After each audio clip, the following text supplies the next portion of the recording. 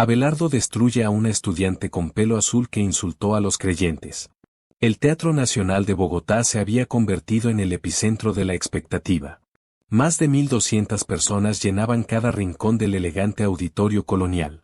Las luces doradas del techo iluminaban el escenario donde el doctor Abelardo de la Espriella se preparaba para su conferencia magistral sobre valores, tradición y futuro de Colombia. Era octubre de 2025 y su popularidad como precandidato presidencial del Movimiento Defensores de la Patria había alcanzado niveles históricos. Las últimas encuestas lo mostraban como el favorito absoluto para las elecciones de 2026. Antes de comenzar, denle like y suscríbanse para que podamos seguir creando historias como esta. El abogado penalista más reconocido del país ajustó su traje azul marino, el mismo color que representaba la esperanza conservadora de millones de colombianos. Su porte elegante y su mirada serena contrastaban con la energía juvenil que emanaba del público universitario. Había aceptado esta invitación especial de la Universidad Javeriana porque creía firmemente en el diálogo intergeneracional. Su esposa Ana Lucía le había recordado esa mañana desde su residencia en Italia que los jóvenes necesitaban escuchar una voz de autoridad moral en tiempos de tanto relativismo. Los estudiantes lo observaban con curiosidad. Algunos habían llegado por admiración genuina hacia quien consideraban el salvador de la democracia colombiana. Otros, especialmente los seguidores del gobierno de Petro, habían venido dispuestos a confrontar al líder de la oposición más férrea del país. La tensión se sentía en el ambiente, pero también había respeto. Después de todo, estaban frente al fundador de la Espriella Lawyers Enterprise, el hombre que había ganado más de 2.000 procesos judiciales y que ahora se perfilaba como el próximo presidente de la República. El moderador, el profesor Miguel Ángel Herrera, tomó el micrófono y presentó al invitado con palabras cargadas de admiración. El público aplaudió cortésmente cuando Abelardo se acercó al podio. Su presencia imponía respeto natural. A sus 47 años, había logrado lo que pocos colombianos podían presumir: ser exitoso empresario, abogado reconocido internacionalmente, escritor y ahora el político más prometedor de la derecha colombiana. Comenzó su discurso con la voz pausada que lo caracterizaba. Hablaba de la importancia de recuperar los valores tradicionales que habían hecho grande a Colombia, de la necesidad de fortalecer las instituciones y de rescatar el sentido de patria que tanto hacía falta en estos tiempos de polarización extrema.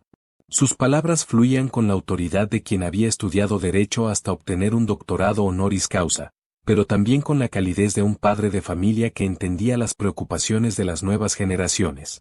Todo transcurría con normalidad hasta que una voz estridente rompió la armonía del momento. Una joven de aproximadamente 20 años, con el cabello teñido de azul eléctrico y vestida con una camiseta negra que llevaba impreso el mensaje "Ni Dios ni amo", se levantó desde la cuarta fila. Su actitud desafiante era evidente.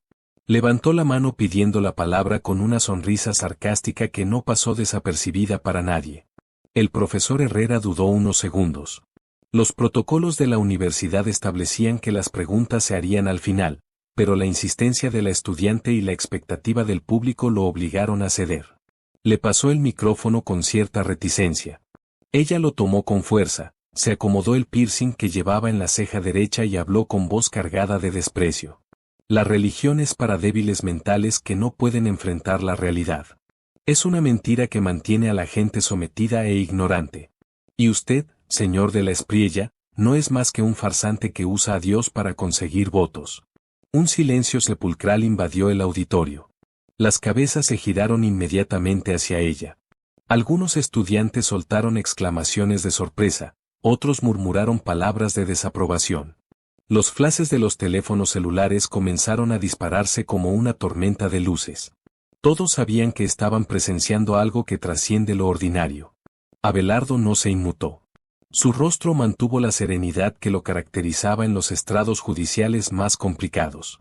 Había enfrentado fiscales agresivos, jueces hostiles y testigos mentirosos durante más de 2 décadas de carrera legal. Una estudiante rebelde no iba a alterarle el pulso. Cruzó las manos sobre el pódium y la observó con la misma atención que dedicaba a analizar un expediente complejo. La joven continuó con su diatriba, alimentada por el silencio del auditorio. Su voz se volvió más aguda, más punzante. Usted habla de valores tradicionales, pero lo único que busca es mantener a Colombia en el pasado. La religión ha sido la excusa perfecta para oprimir a las mujeres, discriminar a los homosexuales y mantener la desigualdad social. Es hora de que la gente despierte y deje de creer en cuentos de hadas. El murmullo del público se intensificó. Algunos abuchearon abiertamente, otros aplaudieron tímidamente. La polarización que vivía el país se reflejaba perfectamente en esa sala. Abelardo seguía inmóvil, estudiando cada gesto de su interlocutora. Como buen abogado penalista, sabía que la primera regla en un interrogatorio era nunca interrumpir cuando el oponente se está autodestruyendo. Finalmente, cuando la joven hizo una pausa para respirar, él se acercó al micrófono. Su voz resonó en el auditorio con la autoridad natural de quien ha pronunciado alegatos ante las más altas cortes del país. Permíteme hacerte una pregunta, dijo con tono sereno pero firme. El público se concentró inmediatamente en sus palabras. Tú que hablas de libertad y tolerancia, ¿crees que insultar las creencias de millones de colombianos es una muestra de respeto por la diversidad? La pregunta cayó como un martillo. La estudiante parpadeó sorprendida. No esperaba una respuesta tan directa y contundente. Su boca se abrió ligeramente, pero no salieron palabras. Por primera vez desde que había tomado el micrófono, parecía vulnerable. Abelardo continuó sin darle tiempo a recomponerse. Durante más de 20 años he defendido en los tribunales a personas de todas las creencias, razas y condiciones sociales. He ganado casos representando a católicos, protestantes, ateos, agnósticos y personas de todas las orientaciones políticas. ¿Sabes por qué? Porque creo en la dignidad humana, no en la discriminación por ideas. El público comenzó a reaccionar. Algunos asintieron en silencio, otros aplaudieron suavemente. La atmósfera estaba cambiando gradualmente. La actitud desafiante de la joven empezaba a verse menos heroica y más infantil frente a la compostura del jurista. Ella intentó recuperar terreno. Usted no entiende lo que significa crecer en un país donde te dicen que si no crees en Dios eres una mala persona. Donde la iglesia tiene más poder que las instituciones democráticas. Donde las mujeres no pueden decidir sobre su propio cuerpo porque unos señores con sotana lo prohíben. Abelardo asintió lentamente, como si estuviera procesando cada argumento con la minuciosidad que aplicaba a sus casos legales. Entiendo tu frustración, dijo con voz pausada. Y tienes derecho a expresarla. Pero cuando conviertes esa frustración en desprecio hacia quienes piensan diferente, dejas de ser una defensora de la libertad para convertirte en lo que criticas, una persona intolerante. Las palabras resonaron con fuerza en el auditorio. La comparación era devastadora. La joven sintió el peso de la mirada de todo el público. Su respiración se aceleró visiblemente. Abelardo había logrado lo que pocos políticos conseguían, desarmar un ataque personal sin recurrir a la agresión, usando únicamente la lógica y la reflexión. Yo no soy intolerante, replicó ella con voz temblorosa. Solo digo la verdad. La religión ha causado más daño que bien en la historia de la humanidad. Guerras, persecuciones, ignorancia. Todo en nombre de un Dios que ni siquiera existe. El auditorio se agitó. Varios estudiantes se levantaron indignados, otros pidieron respeto a gritos. Abelardo levantó la mano pidiendo calma con el mismo gesto que usaba para dirigir a su equipo legal en los momentos más críticos de un juicio. Su autoridad natural se impuso inmediatamente. Mira, joven, dijo acercándose más al micrófono. Tienes razón en una cosa. Ha habido gente que ha usado la religión para justificar actos terribles. Pero también ha habido ateos que han cometido las peores atrocidades de la historia. Stalin era ateo, Hitler despreciaba el cristianismo, Pol Pot perseguía a los religiosos. ¿Eso significa que todos los ateos son malvados? Por supuesto que no. La lógica implacable del argumento golpeó como un puño. La estudiante se quedó sin palabras por unos segundos. Nunca había enfrentado una respuesta tan estructurada y devastadora. Abelardo había aplicado la misma técnica que usaba en los tribunales, tomar el argumento del oponente y demostrar su inconsistencia interna. El problema no es la religión ni el ateísmo, continuó. El problema es el fanatismo, venga de donde venga. Y ahora mismo, querida estudiante, estás siendo tan fanática como aquellos que criticas. Estas palabras cayeron como una sentencia judicial. El silencio fue absoluto. La joven apretó el micrófono con fuerza. Sus nudillos se pusieron blancos. Ustedes los políticos siempre dicen lo mismo, murmuró con voz quebrada. Hablan bonito, pero al final siempre terminan apoyando a los poderosos. Usted defiende un sistema que oprime a los más débiles. Abelardo sonrió levemente. Era la primera vez que mostraba una expresión diferente a la seriedad profesional. ¿Sabes cuántos casos he ganado defendiendo gratuitamente a personas de escasos recursos? Preguntó con tono paternal. ¿Sabes cuántas veces he enfrentado a los poderosos de este país, incluyendo políticos corruptos del gobierno actual, para defender los derechos de ciudadanos comunes? La pregunta resonó con fuerza. Muchos en el auditorio conocían la reputación de Abelardo como abogado penalista. Su firma había defendido a sindicalistas perseguidos, campesinos despojados de sus tierras y víctimas de abusos policiales. Su compromiso con la justicia trasciende las ideologías políticas. He dedicado mi vida a defender el Estado de Derecho, continuó. No porque sea perfecto, sino porque es lo único que protege tanto a creyentes como a no creyentes, tanto a ricos como a pobres. Sin instituciones sólidas, la libertad que tú reclamas simplemente desaparece. El público comenzó a aplaudir. Esta vez el sonido fue más fuerte y sostenido. La estudiante miraba hacia el suelo, visiblemente conmovida por la respuesta. Su actitud desafiante se había transformado en algo más complejo, una mezcla de confusión, respeto y vulnerabilidad. Abelardo aprovechó el momento para profundizar en su mensaje. Tú hablas de opresión, pero, ¿sabes qué es la verdadera opresión? Es vivir en un país donde no puedes expresar tus ideas sin temor. Es ver cómo la justicia se politiza y los jueces fallan según las órdenes del gobierno de turno. Es presenciar cómo se destruye la economía en nombre de ideologías extremistas que ya fracasaron en otros países. Las palabras golpearon como martillazos. Era una crítica directa al gobierno de Petro sin mencionarlo explícitamente. El público entendió perfectamente la referencia. Los aplausos se intensificaron. Varios estudiantes se pusieron de pie ovacionando al jurista. La joven levantó nuevamente el micrófono. Su voz sonaba diferente, menos agresiva, más reflexiva. Pero usted también usa la religión para conseguir votos. En sus discursos siempre habla de Dios y de valores cristianos. ¿No es eso oportunismo político? La pregunta era más inteligente que las anteriores. Demostraba que la estudiante había estado siguiendo la carrera política de Abelardo.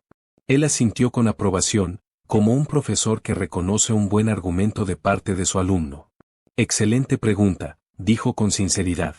Es cierto que hablo de valores cristianos en mis discursos. ¿Sabes por qué? Porque Colombia es un país mayoritariamente cristiano y esos valores han moldeado nuestra cultura durante siglos.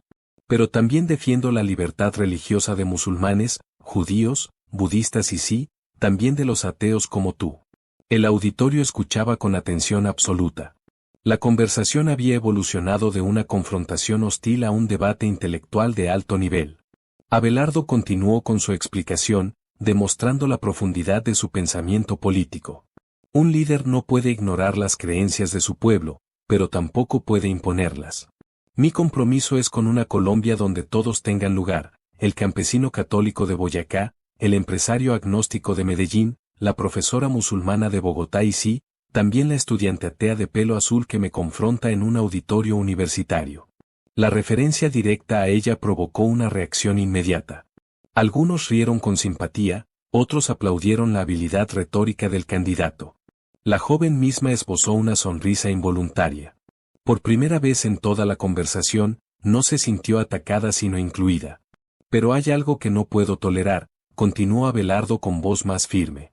Y es la hipocresía de quienes predican tolerancia, pero insultan a los que piensan diferente. La verdadera democracia no es gritar más fuerte que el otro, es aprender a convivir con el desacuerdo. El golpe fue certero. La estudiante bajó la mirada, visiblemente afectada por la crítica. No era solo una reprimenda, era una lección de civismo que resonó en todo el auditorio. El público aplaudió largamente, reconociendo la sabiduría de las palabras del jurista. Yo crecí en Montería, continuó Abelardo con tono más personal. En una familia humilde donde mi madre me enseñó que el respeto se gana con acciones, no con gritos. He visto la pobreza de cerca, he vivido las dificultades de las familias trabajadoras. Por eso cuando hablo de valores tradicionales no me refiero a mantener privilegios, sino a recuperar principios básicos como el respeto, la honestidad y el trabajo duro. La confesión personal cambió completamente el tono de la conversación. El auditorio escuchaba en silencio religioso. La estudiante levantó los ojos y lo miró fijamente, como si estuviera viendo por primera vez al hombre detrás del político. Mi esposa Ana Lucía y yo hemos criado 4 hijos con estos valores, prosiguió. Lucía, Salvador, Filipo y Francesca han crecido respetando todas las creencias y opiniones. Les hemos enseñado que la diversidad es una riqueza, no una amenaza. Eso es lo que quiero para Colombia, un país donde nuestros hijos puedan expresar sus ideas sin temor al insulto o la persecución. Las palabras resonaron con fuerza emocional. Varias personas en el público se secaron los ojos discretamente. La imagen del padre de familia preocupado por el futuro de sus hijos conectó profundamente con la audiencia. La estudiante parecía conmovida por la sinceridad del testimonio. Usted habla como si fuera fácil, dijo ella con voz más suave. Pero en este país la religión se usa para discriminar a las mujeres, a los homosexuales, a los que pensamos diferente. No todos los creyentes son como usted dice que son. Abelardo asintió comprensivamente. Tienes razón, admitió. Hay gente que usa la fe como pretexto para la discriminación. Pero, ¿sabes qué? También hay ateos que discriminan a los creyentes. El problema no es la creencia o la falta de ella, sino la falta de educación y empatía.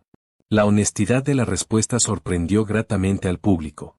Abelardo no había caído en la trampa de defender ciegamente a todos los religiosos. Su análisis era equilibrado, matizado, propio de un jurista acostumbrado a evaluar casos complejos. Por eso propongo algo revolucionario para Colombia, continuó. Una educación que enseñe pensamiento crítico junto con valores éticos. Que forme ciudadanos capaces de cuestionar sin destruir, de disentir sin odiar, de competir sin eliminar al adversario. Eso es lo que necesita nuestra patria. La palabra patria resonó con especial fuerza.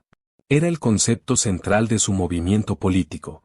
Defensores de la Patria no era solo un nombre de partido, era una filosofía que buscaba rescatar el amor por Colombia por encima de las divisiones ideológicas. El público estalló en aplausos. Esta vez la ovación fue prolongada y emotiva. Varios estudiantes se pusieron de pie, otros gritaban consignas de apoyo. La estudiante del pelo azul permanecía inmóvil, observando la reacción con una expresión compleja que mezclaba sorpresa, reflexión y respeto. Cuando los aplausos cesaron, ella levantó nuevamente el micrófono. Su voz sonaba completamente diferente. Ya no había agresividad ni sarcasmo, sino una genuina curiosidad intelectual. ¿Y qué pasa con la separación entre Iglesia y Estado? ¿Cómo garantiza que sus creencias personales no influyan en las decisiones políticas? La pregunta demostró que la conversación había elevado su nivel considerablemente. Abelardo sonrió con aprobación. Era evidente que la joven tenía capacidad intelectual, solo necesitaba canalizar mejor sus argumentos. Otra excelente pregunta, reconoció. Mira, yo puedo ir a misa los domingos, pero cuando tome decisiones como presidente, mi guía será la Constitución de Colombia, no el catecismo. Mi fe me da fortaleza personal, pero mis políticas se basarán en evidencia, consensos y el bien común de todos los colombianos. La respuesta fue clara y contundente. Varios constitucionalistas en el auditorio asintieron con aprobación. Abelardo había logrado conciliar su identidad personal con su responsabilidad pública de manera convincente. He defendido en los tribunales el derecho de las parejas homosexuales a adoptar, continuó. He representado a mujeres víctimas de violencia doméstica. He luchado contra la corrupción sin importar el color político de los acusados. Mi historial profesional habla más claro que mis palabras.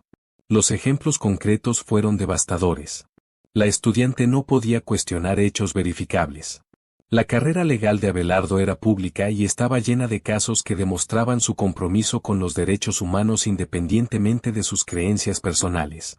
Pero entonces, ¿por qué se presenta como candidato de la derecha tradicional?, preguntó ella, mostrando una curiosidad genuina. Sus acciones parecen más progresistas de lo que sugiere su discurso político. La observación era muy inteligente. Demostraba que la joven había estado analizando las aparentes contradicciones en el perfil del candidato. Abelardo reconoció la calidad del argumento con una sonrisa de respeto. Porque la verdadera derecha no es reaccionaria, es responsable, explicó. Creo en la libre empresa, pero con responsabilidad social. Defiendo la familia tradicional, pero respeto las familias diversas. Promuevo los valores cristianos, pero protejo la libertad de conciencia. Esa es la derecha moderna que Colombia necesita. La definición fue brillante. Abelardo había logrado presentar una visión conservadora que no sonaba excluyente sino incluyente. El público reaccionó con entusiasmo, reconociendo una propuesta política sofisticada que trascendía las etiquetas simples. La estudiante asintió lentamente. Por primera vez en toda la conversación, parecía estar genuinamente considerando los argumentos de su oponente. Su hostilidad inicial había dado paso a una actitud reflexiva que enriqueció el debate. ¿Y qué piensa del gobierno actual?, preguntó directamente. ¿No cree que el presidente Petro también tiene buenas intenciones, aunque usted no esté de acuerdo con sus métodos? La pregunta era una trampa elegante. Si Abelardo atacaba duramente a Petro, confirmaría la imagen de político sectario. Si lo defendía, confundiría a sus propios seguidores. La estudiante había aprendido rápidamente las reglas del debate político sofisticado. Abelardo reflexionó unos segundos antes de responder. Su expresión se volvió más seria, más presidencial. Respeto la legitimidad democrática del presidente Petro, dijo cuidadosamente.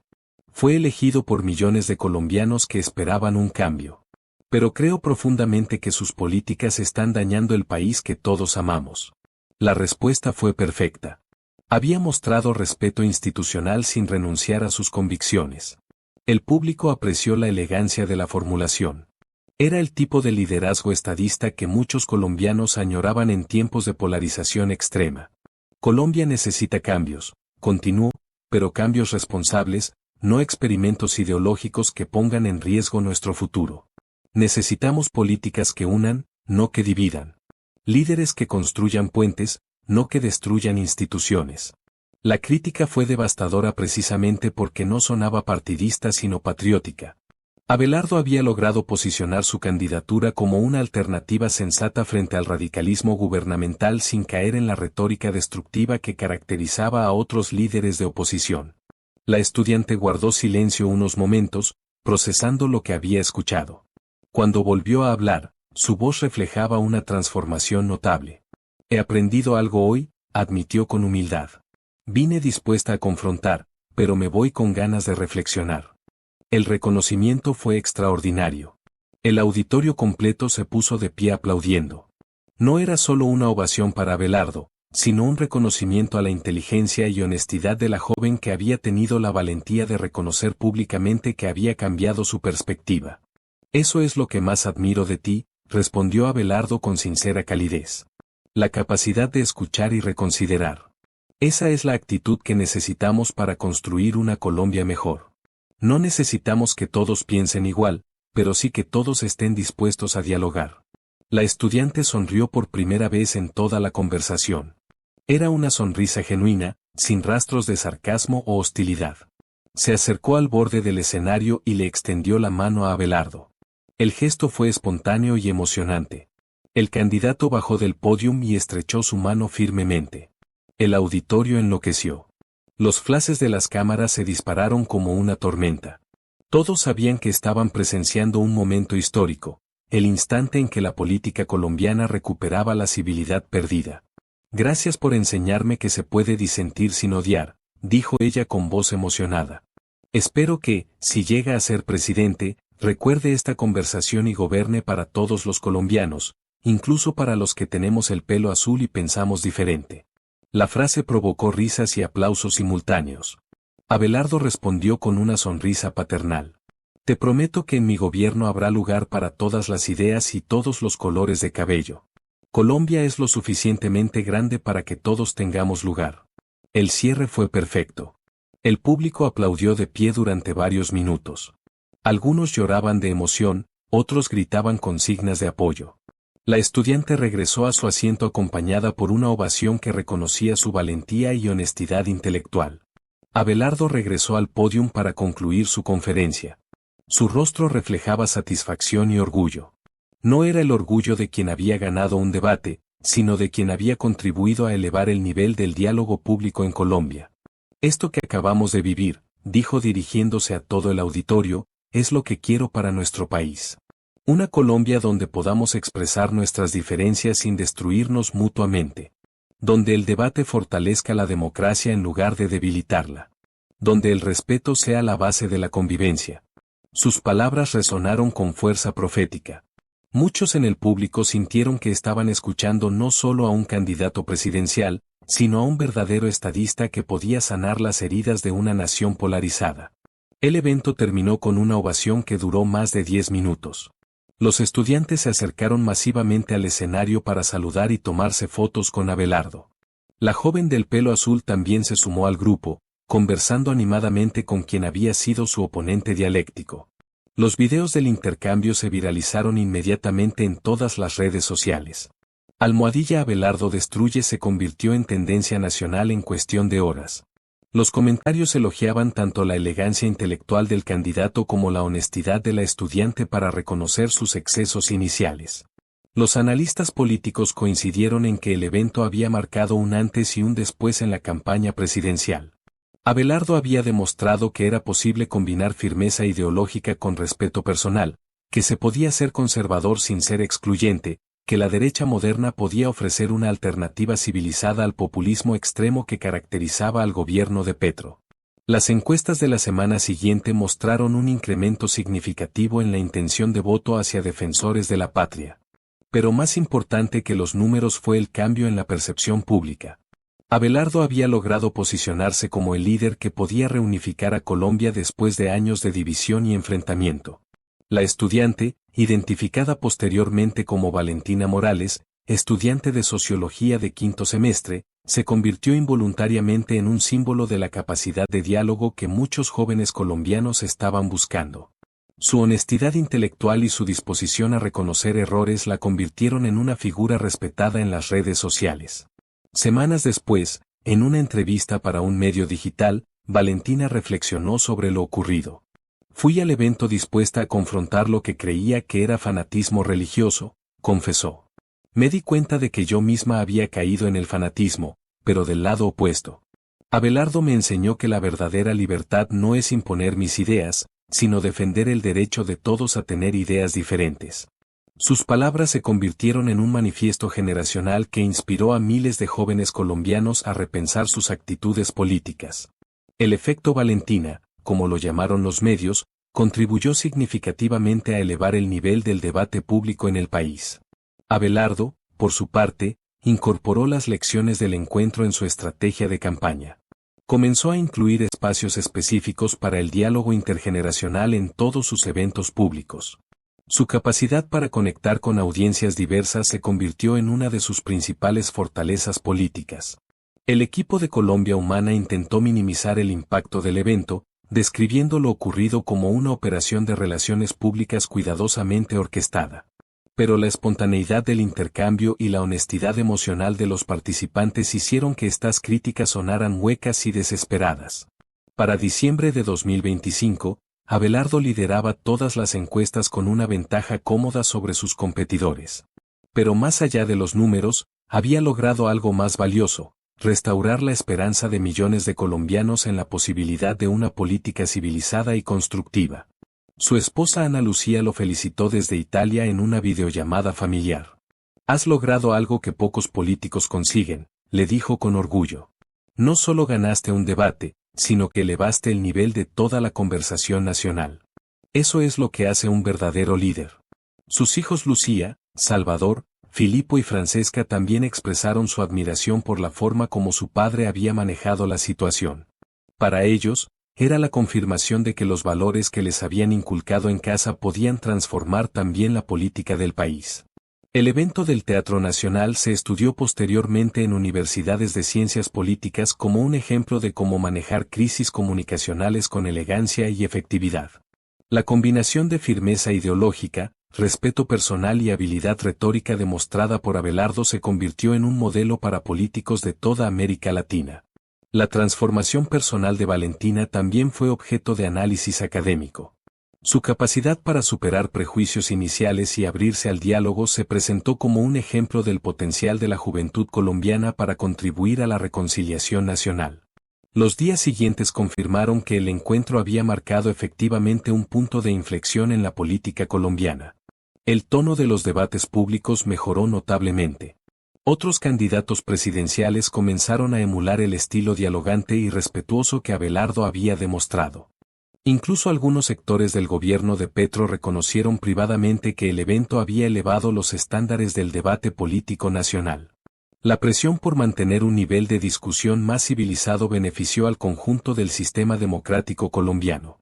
Semanas después, Abelardo de la Espriella se había consolidado como el favorito absoluto de las encuestas. Su mensaje de unidad nacional, respeto por la diversidad y gobierno responsable había conectado profundamente con un electorado cansado de la polarización extrema. El movimiento Defensores de la Patria había crecido exponencialmente, incorporando no solo a conservadores tradicionales sino también a liberales moderados, centristas desilusionados y jóvenes independientes que veían en Abelardo una alternativa fresca y civilizada para el futuro del país. La campaña se desarrolló manteniendo el tono elevado que había caracterizado el encuentro con Valentina. Los debates presidenciales se convirtieron en ejercicios de altura intelectual que contrastaron favorablemente con la demagogia populista que había dominado los últimos años. Las encuestas mostraban a Abelardo con un 52% de intención de voto, seguido a gran distancia por sus competidores. Lo más significativo era que había logrado construir una coalición transversal que incluía a votantes de todas las clases sociales, regiones geográficas y grupos etarios. El éxito de su candidatura se debía en gran medida a su capacidad para encarnar un liderazgo diferente, intelectualmente sólido, pero emocionalmente conectado, ideológicamente consistente pero pragmáticamente flexible, orgullosamente conservador, pero genuinamente incluyente. Y así llegamos al final de esta historia. Quiero agradecerte de corazón por acompañarme hasta aquí, por dedicar tu tiempo y atención a este contenido. Cada like, cada comentario y cada suscripción significan mucho para mí y son el motor que me impulsa a seguir creando. Si te gustó este video, no olvides darle like, suscribirte si aún no lo has hecho y activar la campanita para no perderte ningún contenido nuevo. Tu apoyo es invaluable. Antes de despedirme, quiero recordarte que detrás de cada video hay horas de trabajo, pasión y dedicación. Así que, si este contenido te gustó, compártelo con alguien más y ayúdame a llegar a más personas. Gracias nuevamente por estar aquí, por ser parte de esta comunidad. ¿Crees que Colombia necesita más políticos como Abelardo de la Espriella, capaces de dialogar con respeto incluso con sus opositores más duros? ¿O piensas que la firmeza ideológica requiere a veces confrontación directa?